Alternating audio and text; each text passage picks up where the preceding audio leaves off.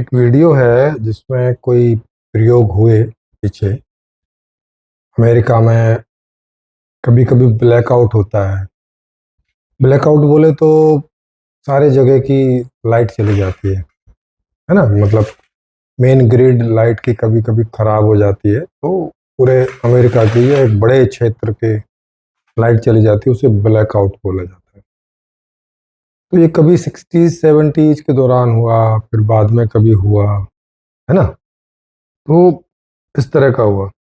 तो उस समय पे इन्होंने कुछ एक हुआ कि 60 70 के दौरान हुआ था, तो तब कोई चोरी चकारी अ, नहीं हुई थी। और बाद में जब 2000 के आसपास हुआ तो वहाँ पे लूटपाट मच गई थी ब्लैकआउट के दौरान। मतलब जैसे बिजली भाग गई तो लोग अपने घरों से निकले और मॉल में दुकानों में लूटपाट करने लग गए। लेकिन यही बात जब 60 70s में हुई थी तो किसी ने कोई लूटपाट वगैरह नहीं की थी। तो इसका ये कारण ढूंढ रहे हैं, मतलब ये जो जिन्होंने वीडियो बनाया है वो इसका कारण उन्हें ऐसा लग रहा है कि 60 70s में लोगों को सिखाया जाता था, बताया जाता था कि भाई आपका कर्तव्य ये है, मॉरलिटी ये है, नैतिकता ये है, ऐसे जीना चाहिए। और उसमें कुछ फ्री नहीं मिलता था गवर्नमेंट की ओर से। तो लोगों में नैतिकता थी, वो बिना कुछ करे कुछ लेने की आदत उनकी नहीं थी या सोच नहीं थी ऐसी। और उसके बाद में बहुत सारा अ, हुआ कि भाई लोग, सरकारें डोनेशन देने लगी लोगों को, या उन्हें खाना देने लगी फ्री में, या इस तरह की हेल्प देने लगी फ्री में। जैसे आज भारत में आप देखते हैं कि अ, जब से ये कोरोना आया था तब से 80 करोड़ जनता को सरकार फ्री में भोजन दे रही थी, तो वो अभी तक कंटिन्यू है। तो फ्री वीज गवर्नमेंट जनता को दे या ना दे, उसके बारे में ये वीडियो है। देने से क्या हो जाता है और नहीं देने से क्या हो जाता है।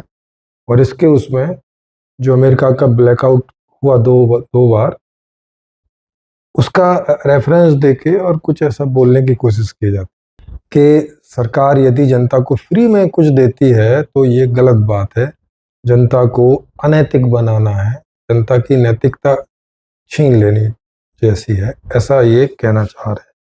इसके अलावा और भी कुछ प्रयोग हुए अमेरिका में कि वहाँ पे पैसों से भरा हुआ बटुआ डाल दिया गया और उसमें एक विजिटिंग कार्ड भी डाल दिया गया कि भाई ये जिसके पैसे, उसका एड्रेस वगैरह सब। तो कहीं मेक्सिको की बात है कि मेक्सिको में 21% वो जो बटुआ है वो वापस उसके मालिक तक पहुंचा। और उस समय अमेरिका में 67% पहुंचा, इंग्लैंड में 70% पहुंचा, मेक्सिको में केवल 21% पहुंचा। कई में से शायद एक बार, कई बार में से। तो ये जैसे अब ये एम्स्टर्डम है कहीं पे, वहाँ पे हीरे का काम होता है मैं अमेरिका में। और वहाँ लाखों करोड़ों के हीरा व्यापारी जो हैं वो एक दूसरे को काम करने के लिए, रखने के लिए ऐसे देते रहते हैं ईमानदारी के बेस पे। भारत में भी हीरा आदि का काम होता है, तो उसमें हर बार तो लिखित और पढ़त होना बहुत मुश्किल है, तो वो ऐसे विश्वास पे काम चलता रहता है ना। ये भी इनका कहना है। तो नैतिकता से समृद्धि होती है, मतलब अगर लोगों में नैतिकता हो तो इससे समृद्धि होती है। अब इस बात को थोड़ा समझने जैसा है। ये कह रहे हैं कि 60 70s में लोगों में ज़्यादा नैतिकता थी। तो जब ज़्यादा नैतिकता थी तो उस समय तो ज़्यादा समृद्ध होना चाहिए और आगे और समृद्धि बढ़नी चाहिए। लेकिन बाद में सरकारों को अपने लोगों को फ्री में अनाज इत्यादि या कई तरह की सहायता के पैकेज जारी करने पड़ रहे हैं। तो अगर समृद्धि थी तो फिर ये पैकेज जारी करने की क्या जरूरत पड़ी। भाई 60 70 में लोग ईमानदार थे, नैतिक थे, काम करके ही पैसा लेते थे, तो ईमानदार थे, माने समृद्धि रही होगी और उससे और आगे समृद्धि ही आई होगी क्योंकि नैतिकता जारी है। फिर अचानक 2000 में कैसे लोग अनैतिक हो गए? तो समृद्धि के बढ़ने से अनैतिक हो गए, माने नैतिकता से समृद्धि बढ़ी और समृद्धि बढ़ने से अनैतिक हो गए। लेकिन सरकार को वो समृद्धि बढ़ी हुई में से फ्री में लोगों को पैसा देना क्यों पड़ा? इसका ये जिक्र नहीं करते। ये नहीं देखते कि बहुत सारे लोगों के पास में जॉब नहीं थी, जॉब 60-70s में भी नहीं थी, लेकिन सरकार जो है उनकी मदद नहीं करती थी और वो जैसे तैसे 2 टाइम में एक बार खाना मिल गया ऐसे करके काम चलाते थे। और या डायरेक्ट ब्लैकआउट पे नहीं, अपना रूटीन चोरी वगैरह करते होंगे या जैसे भी चलाते होंगे, भीख मांगते होंगे, कुछ भी करते ही होंगे, या कम खा पी के जिंदा रहते होंगे, क्योंकि आदमी है 2 दिन में भी एक बार खाना मिलेगा तो भी कई साल जिंदा रह सकता है, कई बरसों जिंदा रह सकता है। तो ये कंट्राडिक्शन नहीं इनको दिख रहा है कि अगर समृद्धि बढ़ी तो फिर जो लोग थे वो क्यों नहीं समृद्ध हुए? उन्हें सरकार को फ्री में खाना या बेरोजगारी भत्ता इत्यादि देने की क्या जरूरत पड़ी, या बुजुर्गों को बुजुर्गियत पेंशन देने की क्या जरूरत पड़ी, या फैसिलिटीज फ्री में देने की क्या जरूरत पड़ी? क्यों दिया सरकार ने? काय के लिए? कोई लोग बोलेगा कि नहीं वोटों के लिए दिया। लोग क्यों स्वीकार करेंगे अगर ईमानदार हैं? लेकिन लोगों ने स्वीकार किया, और लोगों ने तभी स्वीकार किया होगा जब उनको लगा कि जरूरत है। सरकार ने भी तभी दिया होगा कि लगा कि जरूरत है, क्योंकि अगर सरकार को लोगों की वोट चाहिए तो सरकार कोई ऐसा काम करेगी जो लोग चाहते होंगे। जो लोग नहीं चाहते होंगे ऐसा काम सरकार करेगी तो उसके लिए लोग क्यों वोट करेंगे? कोई भी एंगल से देख लो। तो ये जो ऐसे लोग हैं जो जबरदस्ती नैतिकता नैतिकता नैतिकता, कर्तव्य कर्तव्य, है ना, ये जो पहले के धर्मों में इस तरह की बातें की गई हैं, मॉरलिटी, नैतिकता, कर्तव्य, उसकी बीन बजाते हैं तो ऐसे उल्टे सीधे डाटा उठा के देते हैं। आधे अध पके डाटा, अध कचरे डाटा, आधे अधूरे डाटा उठा के देते हैं। पूरी तस्वीर नहीं रखते ये दुनिया की, है ना, क्योंकि इन्हें तो बस अपनी बात जो है वो जो कि गलत है उसे सिद्ध करना है, जो परिणाम से भी गलत सिद्ध हो रही है। ईमानदारी चाहिए होती है सभी को, लेकिन दूसरों से। लेकिन सोचिए कि स्वाभाविक जो ईमानदारी आएगी, एक तो ये जबरदस्ती वाली ईमानदारी है जिसे नैतिकता बोल के, उपदेश दे के और ऐसा ऐसा भाषणबाजी करके सोचते हैं कि एजुकेशन में सिखा के कि honesty is the best policy, नैतिक बनो, ईमानदार बनो, झूठ मत बोलो, लगातार ऐसे बोलते रहना पड़ता है और फिर भी लोग नहीं मानते, ज्यादातर लोग। तो स्वाभाविक टाइप की जो ईमानदारी है वो कब आ सकती है, आप सोचिए कब? जब लोगों को सच में झूठ बोलने की जरूरत ना पड़े, सच में चोरी करने की जरूरत ना पड़े, सच में कोई फ्री में लेने की जरूरत ना पड़े, तभी होगी ना भाई। और ऐसा कब हो सकता है? ऐसा केवल और केवल तभी हो सकता है जब व्यवस्था ऐसी हो कि ये सारी चीजें सबको इक्वली प्रोवाइड हो रही हों। माने जो व्यक्ति जैसी जिंदगी जीना चाहता है उसे वैसी जिंदगी जीने को मिल रही हो, तब नहीं कोई जरूरत पड़ेगी किसी से फ्री मांगने की, ना कोई गवर्नमेंट को सोचने की जरूरत पड़ेगी कि किसी को फ्री दे दो। तब सब अपने आप ही नैतिक रहेंगे। मतलब कुछ लोग अमीर पे अमीर हुए चले जा रहे हैं, कुछ लोगों को खाने को भी नहीं है, और फिर भी उनसे नैतिकता की अपेक्षा। अब जो लोग गरीबों से ऐसी नैतिकता की अपेक्षा कर रहे हैं, ये कौन लोग हैं? क्या ये खुद गरीब वाले लोग हैं? मुझे तो नहीं लगता कि ये लोग गरीब होंगे। ये कौन लोग हैं? एक गरीब आदमी दूसरे गरीब आदमी से राष्ट्र के प्रति ऐसी ईमानदारी की अपेक्षा क्यों करेगा? खुद से भी वो क्यों ऐसी अपेक्षा करेगा कि राष्ट्र मेरे लिए कुछ नहीं कर रहा है, मेरी गरीबी को नहीं देख रहा है, मुझे ना कोई काम कहीं से मिलने में हेल्प कर रहा है, ना कुछ कर रहा है। वो आदमी राष्ट्र के प्रति ईमानदार किस लिए सोचेगा? ऐसी अपेक्षा वो अपने से या अपने जैसों से क्यों करे? कोई भी लॉजिक बनता है इसके पीछे? नहीं बनता, सिवाय एक बात के छोड़ के कि धर्म। क्या करेगा धर्म? बोले अगर आप ईमानदारी से जियोगे तो हो सकता है कि यहाँ गरीबी में जीना पड़े, मगर स्वर्ग में आपका पहला नंबर होगा। क्या करेंगे उसका? मतलब वर्तमान खराब है तो एक ऐसे फ्यूचर का क्या करेंगे जिसका कुछ पता नहीं, कल्पना में है, होता भी होगा कि नहीं, किसी ने आके वापस बताया नहीं। ऐसी एक काल्पनिक स्वर्ग के लिए वास्तविकता को नरक बना के रखे, ऐसा कौन चाहे? कोई भी नहीं चाहे। तो एक तो ये लोग गलत डाटा पेश करते हैं, है ना। जहां समृद्धि होगी वहां ना तो सरकार को कुछ फ्री देना पड़ेगा, और समृद्धि होगी मतलब एक आदमी की समृद्धि नहीं। अभी जैसे भारत में देखें तो टाटा बिरला या इनका अंबानी भाई या अडानी भाई या और इस तरह के जितने भी जो अमीर शख्सियत हैं, 100 200 500 1000 लोग हैं जो बहुत अमीर हैं, उनसे अगर समृद्धि का सोच रहे हो तो फिर ये कौन लोग हैं ये सोच सकते हो ऐसे वीडियो बनाना। ये उन्हीं में से कोई है या उनके में से ही कोई लोग कि इन्हें वो 1000 लोगों की समृद्धि दिखती है, लेकिन जो 140 करोड़ गरीब लोग हैं उनकी गरीबी नहीं दिखाई पड़ती। वो जो 50 करोड़ से ज्यादा बेरोजगार हैं वो बेरोजगारी नहीं दिखाई पड़ती। 1000 लोगों की अमीरी तो दिखती है और उनसे इनको लगता है कि राष्ट्र अमीर है। तो सीधी सी बात है, ब्लैकआउट में अडानी अंबानी जैसे लोग तो नहीं जाएंगे ना मॉल में चोरी करने। कौन जा रहे होंगे? सोचो जरा। तो ये किनसे नैतिकता की अपेक्षा कर रहे हैं, किनसे ईमानदारी की अपेक्षा कर रहे हैं? जिनके पास कुछ नहीं है, जिनके लिए राष्ट्र कुछ करता नहीं है। ये राष्ट्र उनका हुआ कैसे?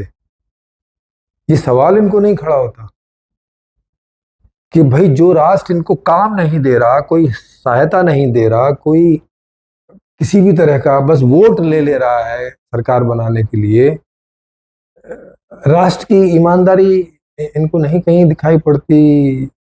राष्ट्र भी ईमानदार होना चाहिए, राष्ट्र भी नैतिक होना चाहिए, व्यवस्था नैतिक होनी चाहिए। उधर नहीं इनकी नजर जाती। आदमी नैतिक होना चाहिए, उस पर नजर जा रही है। राष्ट्र की नैतिकता कोई मायने नहीं रखती इनके लिए। तो आपने देखा होगा इस तरह के बहुत सारे लोग हैं दुनिया में जो आदमी से ईमानदारी और नैतिकता की उम्मीद करते हैं, राष्ट्र से नहीं। राष्ट्र बोले तो क्या, व्यवस्था। जिस दिन व्यवस्था ऐसी हो जाएगी कि सबका ख्याल रख सके, अब वो काम दे के ख्याल रखे कि कैसे ख्याल रखे पर रखे, है ना, वो व्यवस्था में कोई तरीका हमें खोजना होगा तो ही लोग ईमानदार हों। लेकिन फिर लोगों की ईमानदारी चाहिए नहीं होगी, जरूरत ही नहीं है। काय के लिए? कहने का मतलब लोगों की ईमानदारी कोई मुद्दा ही नहीं है। असल में मुद्दा है कि व्यवस्था ईमानदार है कि नहीं, व्यवस्था सबके लिए है कि नहीं, या खाली बस लिखा हुआ है संविधान में कि सबको बराबरी से इस व्यवस्था में सब कुछ पाने का अधिकार है, लेकिन पा रहे हैं 1000 लोग। ये कैसी व्यवस्था है कि केवल 1000 लोग ही पा रहे हैं, बाकी जो 90% लोग हैं वो तो पा ही नहीं रहे। उनका क्या? उनके ऊपर चिंतन कौन करेगा? तो उसके लिए मैंने एक संपूर्ण समाधान व्यवस्था लिखी है जो इसी प्रकार की व्यवस्था है कि वो 100 के 100% लोगों का 100 के 100% ख्याल रखेगी। व्यवस्था ऐसी है। और ऐसा नहीं है कि कुछ उठपटांग कुछ करके रखेगी, नहीं, सिंपली करके रखेगी। उस व्यवस्था में मनी सिस्टम नहीं है, मुद्रा का सिस्टम नहीं है, बार्टर सिस्टम भी नहीं है, वो कम्युनिज्म भी नहीं है। एक अलग ही तरह की व्यवस्था है। उसके बारे में जानने समझने के लिए वीडियो के डिस्क्रिप्शन बॉक्स में आपको पीडीएफ का लिंक मिल जाएगा, वहाँ से फ्री में किताब को आप डाउनलोड करके पढ़ सकते हैं, या हमारे इसी चैनल पर उसे ऑडियो में भी सुन सकते हैं फ्री में, या उसके बिल बोर्ड्स वगैरह पे मैंने वीडियोज बनाए हैं एक्सप्लेन करते हुए, उन्हें समझ सकते हैं। तो आपको कोई भी ढंग से जैसे भी आपको सूटेबल हो इस व्यवस्था को आसानी से समझ सकते हैं। बहुत आसान भाषा में, आम भाषा में मैंने उसे समझाया है, ऐसी भाषा में कि अनपढ़ आदमी भी जो कोई बहुत पढ़ा लिखा नहीं है वो भी आराम से समझ सकता है। तो एक ऐसी नई व्यवस्था, वो उसके आ जाने पर ये नैतिक अनैतिक ये सवाल ही खत्म हो जाएंगे। सब कुछ उसमें सेट है, किसी को किसी से कोई अपेक्षा करने की जरूरत ही नहीं पड़ेगी। बिना अपेक्षा के ही सबकी सारी अपेक्षाएं पूरी हो रही होंगी, बिना अपेक्षा किए ही। मतलब जस्ट आपको कोई चीज की इच्छा होगी और उसकी पूर्ति हो जाएगी। आपको कभी ऐसा नहीं सोचना पड़ेगा ये आदमी मेरी इस अपेक्षा की पूरी पूर्ति कर दे, ये कर दे, वो कर दे। नहीं, समय से हो ही रही होगी। ये बात ही नहीं आपके दिमाग में उठेगी कि कोई उसकी पूर्ति कर दे,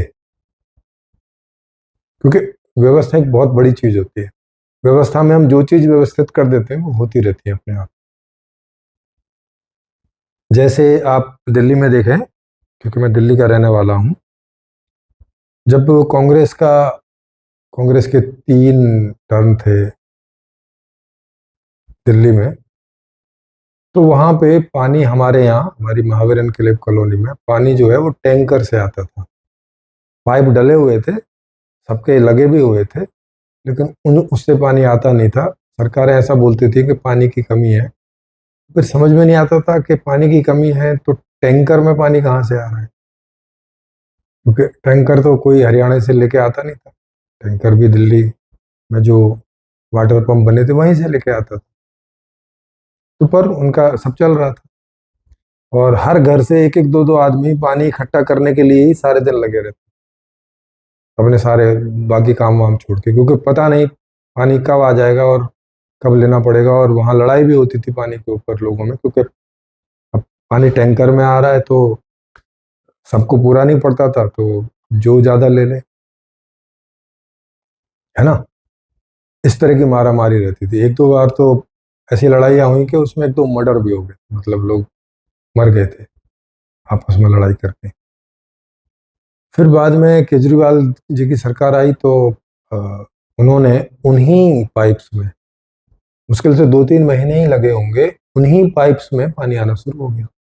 और जब तक वो पाइप में पानी नहीं आया, 2-3 महीने जो भी लगे, तब तक टैंकर उन्होंने डबल कर दिए।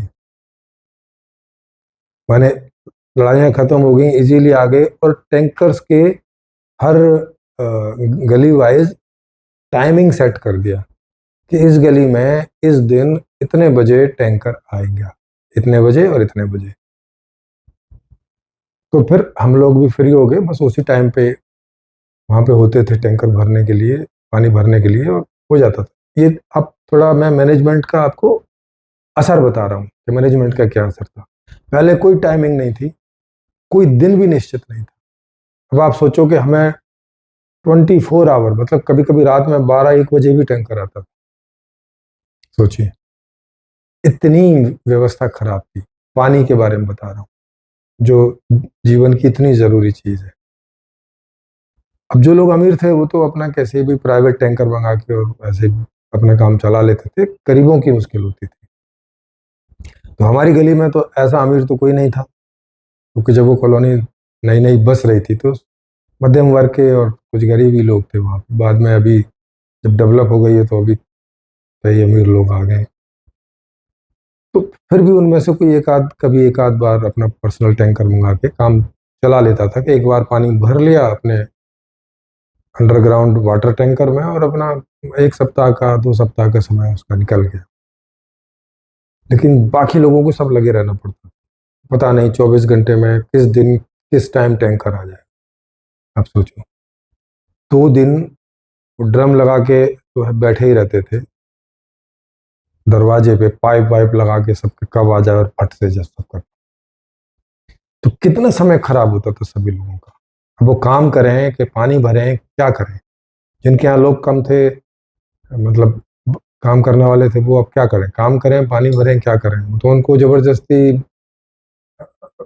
खरीद के ही मंगाना पड़ता था, क्योंकि वो तो वहां रह नहीं सकते थे हमेशा। फिर जब आम आदमी पार्टी की सरकार आई तो उन्होंने टाइमिंग निश्चित कर दिया आने के तुरंत बाद। तो कितना आराम हो गया कि भाई अच्छा, अब इस टाइम पर ही वहां रहने की जरूरत थी, बाकी टाइम आप अपना दूसरा काम करते रह सकते थे फ्री में। और 3-4 महीने के बाद तो फिर पाइप में ही आने लगा, और पाइप में भी टाइमिंग सेट हो गया कि भाई इन गलियों में रात को इतने बजे पानी आएगा, इन गलियों में इतने बजे आएगा, ऐसे उन्होंने अपना 24 घंटे का पूरा सब सेट कर दिया। और तब से अब तक कोई दिक्कत नहीं है। 2 टर्म आम आदमी पार्टी के निकल गए और अभी बीजेपी का भी चल रहा है, तो इसमें भी अभी तक कोई ऐसी दिक्कत आई नहीं है। हाँ, बीजेपी वाले में आम आदमी पार्टी की तुलना में ज़्यादा नागा होने शुरू हो गए, पर अभी इतना नहीं हुआ है कि दिक्कत होने लगे कि टैंकर मंगाने पड़े। अभी जितना आदमी का टैंक टैंक ऊपर रखा रहता है छत पे, वो 2 दिन 3 दिन निकाल देता है, अगर नहीं भी आए तो भी। तो अभी चल रहा है अभी तक। तो ये मैनेजमेंट की बात है और कुछ नहीं है। ऐसा नहीं कि पानी कहीं से अब ज़्यादा हो गया है, पहले था नहीं, ऐसा कुछ भी नहीं है। केवल मैनेजमेंट की बात। दुनिया में कोई पानी कम नहीं हो गया है कि पहले कम था अब ज़्यादा हो गया है, ऐसा कुछ नहीं हो गया है। मैनेजमेंट ही है बस। आम आदमी पार्टी ने सब मैनेज कर लिया, हरियाणा से, उन नहर से, वो से सब करके, और ज़्यादा यमुना में जो प्लांट हैं जो पानी साफ करके सब साफ करते हैं, उनको बढ़ा दिया। बस मैनेजमेंट है। तो यही मैनेजमेंट करके सब लोगों की अपेक्षाएं पूरी क्यों नहीं की जा सकती? सब लोगों को सर्विस और प्रोडक्ट क्यों नहीं दिए जा सकते? मैंने एक पानी का आपको ऐसे उदाहरण बताया, बिजली का भी ऐसे उदाहरण है। पहले बिजली बहुत कम आती थी जब सरकार के अंतर्गत में थी, तो कम से कम 10-10 घंटे, 12-12 घंटे दिल्ली में कटती थी, आप सोचिए। गांव में तो और भी बुरा हाल था। अभी 1 आध घंटा कटती होगी तो बड़ी बात है, पता ही नहीं चलता, क्योंकि 1 आध घंटे का ऐसे पता ही नहीं चलता। अगर 23 घंटे बिजली है 24 घंटे में है, तो 1 घंटा कटे भी तो ऐसा कोई मालूम नहीं चलता, फर्क नहीं पड़ता जीवन पे।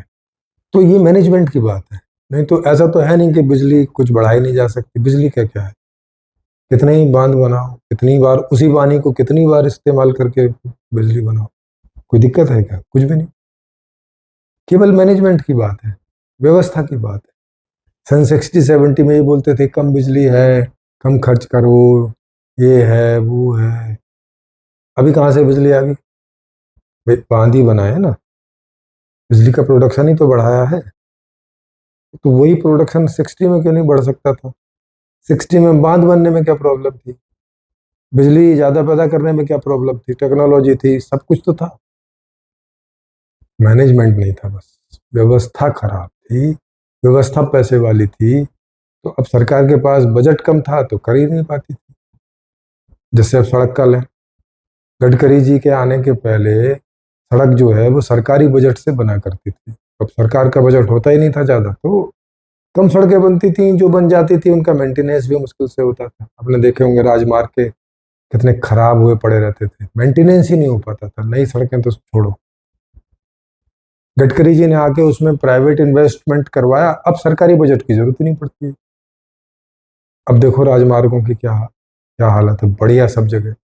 अब अगर स्टेट गवर्नमेंट भी प्राइवेट इन्वेस्टमेंट उसमें कर दे, तो जो सरकार स्टेट गवर्नमेंट के अंतर्गत भी जो सड़कें आती हैं वो भी चकाचक हो जाए। मैनेजमेंट की बात है और कुछ नहीं है। मतलब ये तो मैं बता रहा हूँ कि मुद्रा रहते हुए मैनेजमेंट की बात बता रहा हूँ। अगर मैनेजमेंट ही अलग लेवल का कर दिया जाए, जैसे संपूर्ण समाधान व्यवस्था में बजट का चक्कर ही नहीं है, मतलब कभी कभी कम बजट का चक्कर ही नहीं पड़ेगा। सारे संसाधन, प्राकृतिक संसाधन और मानव संसाधन व्यवस्था के पास रहेंगे, और जितने संसाधन की जहां इस्तेमाल है वो इस्तेमाल कर सकते हैं, कोई कमी नहीं पड़ेगी कभी भी। आप सोचिए, एक ऐसी एक ऐसी व्यवस्था अभी से तुरंत से ही सारी उपलब्धि हर आदमी के लिए बनाई रखी जा सकती है। और जब ऐसा हो जाएगा तब मुझे आप बताओ कि किसको ईमानदार छोड़ने की जरूरत पड़ेगी? मतलब कौन आदमी है जो बेईमानी करेगा, काहे के लिए करेगा, कैसे करेगा, कौन चोरी करेगा, क्यों करेगा, किसकी करेगा, कैसे करेगा? जैसे अब दिल्ली में पानी सबको अवेलेबल है, पानी की कोई चोरी करता है? नहीं करता। पहले होती थी। चोरी तो छोड़ो, वो जबरदस्ती ले जाते थे। टैंकर पर जो लड़ाई होती थी वो जबरदस्ती ही थी,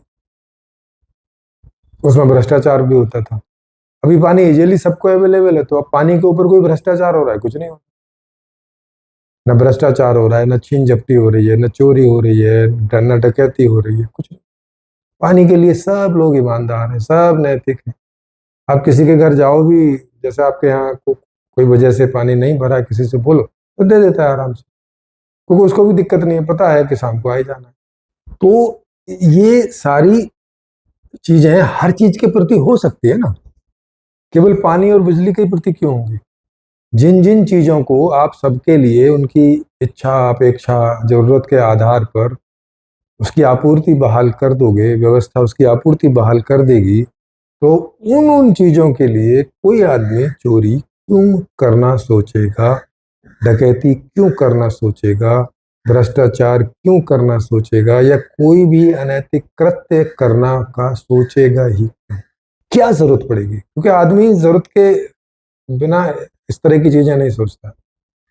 खोज की जो जननी है वो आवश्यकता है। अगर किसी को आवश्यकता पड़ती है तब वो इस तरह के मार्गों को खोजता है कि अच्छा, लीगली मुझे पैसा नहीं मिल रहा है तो मैं इलीगल ढंग से पैसा ले लूं, पैसा चुरा लूं, पैसा ठग लूं, पैसा की चोरी कर लूं, डकैती कर लूं, तभी ना। नहीं तो क्या जरूरत है? तो आई होप आपको समझ में आया होगा कि मेन समस्या अपर्याप्त व्यवस्था की है, आदमी की नहीं है कि तुम आदमी को ईमानदार बनाने में लगे। मतलब आदमी गरीब है, उसे रोटी नहीं मिल रही ढंग से, उसे ईमानदार बना के क्या कर लोगे भाई, मुझे बताओ। ईमानदार बना के मतलब वो तो काम करने के लिए तैयार है ना, राष्ट्र के पास ही उसके लिए काम नहीं है तो क्या करेगा वो? उसको ईमानदार बना के क्या करोगे? गरीब ही रखोगे। एक गरीब आदमी को ईमानदार, सच्चा और देश प्रेमी बना के करोगे क्या? मतलब क्या है इस देश प्रेम का, इस राष्ट्र प्रेम का, इस ईमानदारी का, इस नैतिकता का उस गरीब के लिए क्या इस्तेमाल? किसके प्रति ईमानदार बना रहे हो उसे? अमीरों के प्रति, क्योंकि वो चोरी किसके यहाँ करेगा? अमीरों के यहाँ। ठगी किसके यहाँ करेगा? अमीरों के यहाँ। झूठ किससे बोलेगा? अमीरों से। कोई कम सैलरी पे है सरकार में तो वो भ्रष्टाचार कर रहा है तो किससे करेगा? अमीरों से करेगा। गरीब से क्या, गरीब से क्या ले लेगा? तो ये फर्जी टाइप की नैतिकता की जो बात होती आई है सदियों से, बरसों से, हमें इस पे सोचने समझने की जरूरत है कि ये वाली ईमानदारी नहीं भाई। सिस्टम एक्यूरेट करो, सिस्टम अप्रोप्रिएट करो, सिस्टम सटीक करो। ये सब करने की जरूरत नहीं है, सिस्टम को ठीक करने की जरूरत है। और संपूर्ण समाधान नई व्यवस्था का प्रस्ताव, मैं एक ऐसे ही सिस्टम का प्रस्ताव दे रहा हूं जिसमें सब कुछ चंगा ऑटोमेटिक हो जाएगा, बिना किसी आदमी से कोई नैतिकता टाइप की अपेक्षा किए। अगर अच्छी लगे तो इसे शेयर कीजिएगा ताकि सब लोगों को समझ में आए और जल्दी से जल्दी इस व्यवस्था को लाने का काम किया जाए, और इस बदहाली से, इस गरीबी से, इस मुफलिसी से, इस भ्रष्टाचार से, इस अनैतिकता से, इस समस्याओं से भरे जीवन से छुटकारा मिले सभी को। जी।